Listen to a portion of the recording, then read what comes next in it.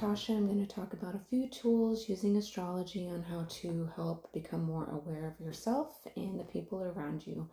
And today I'm going to talk about Saturn in the ninth house, or in the house of Sagittarius. So putting the planet of Saturn, the planet of karma, restriction, responsibility, duty, learning things the hard way, not the easy way, um, and slow down, delays. I don't know if I already said that. Putting it in the sign of the ninth house of Sagittarius, which is higher education, seeing the zoomed out perspective of things, international travel, international cultures, international language, learning on a grand scale, learning PhD level aspects. Religions, philosophy, national traveling, foreign language, freedom, being able to move around freely, being kind of like passionate and inspired on a variety of different things. Could you think of Sagittarius and Cupid? Kind of like bouncing from one place to the next, always being curious and passionate about the next new thing. A lot of the fire signs tend to be very passionate, and the cardinal and mutable signs tend to be a little bit more bouncy, or get bored, and so they bounce around from one place to the next. So putting Saturn in this house kind of restricts that area. So growing up, people who have like Saturn in the ninth house may have grown up with a very restricted household on a belief system that the person may have not have resonated with, but they had to stick with it because that was what the family's belief was. They could have been restricted on traveling or being able to afford foreign travel, so they didn't get to travel much. They could have been restricted on learning foreign languages for whatever reason, either financially or the family just wasn't into that type of thing. And possibly the individual is interested in foreign language and international relations and travel. But those things were just restricted and delayed until later in life.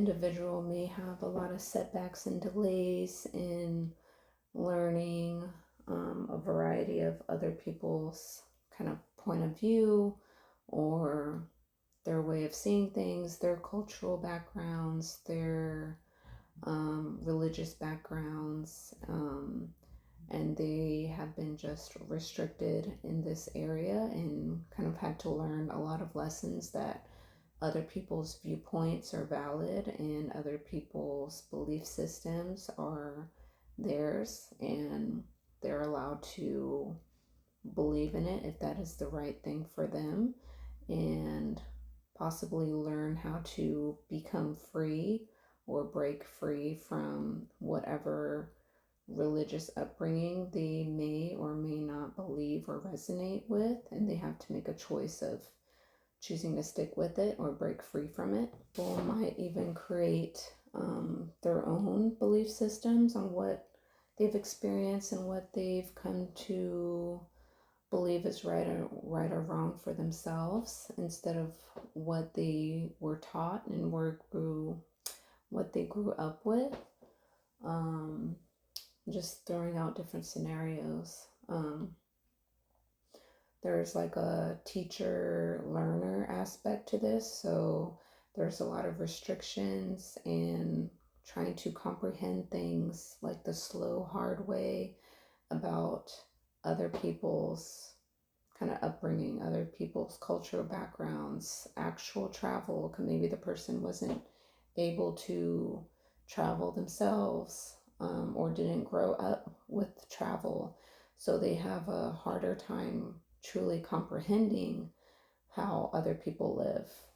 So slowly over time, they kind of learn other people's way of doing things or learning things, or their kind of cultural um, lessons. Just think of like Asians, they take off their shoes before entering the house because shoes are really, really dirty. And so you're trickling all the germs, the bathrooms, the gas stations, wherever you've been traveling, and you're walking with those dirty shoes all over on the inside of your house where sometimes you're barefoot, sometimes you're not.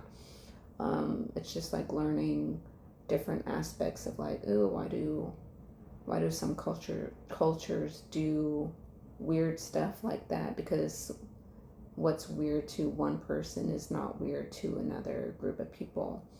And then creating your own. These people might travel more later in life than earlier in life. They may be interested in creating their own belief systems, learning other languages, kind of maybe changing how they thought what was right and wrong differently from before their 30s, and then after their 30s they have like a different viewpoint on how things are and what their belief systems truly are after their first Saturn return. So that is pretty much what I have from memory, or yeah, I can't speak anymore.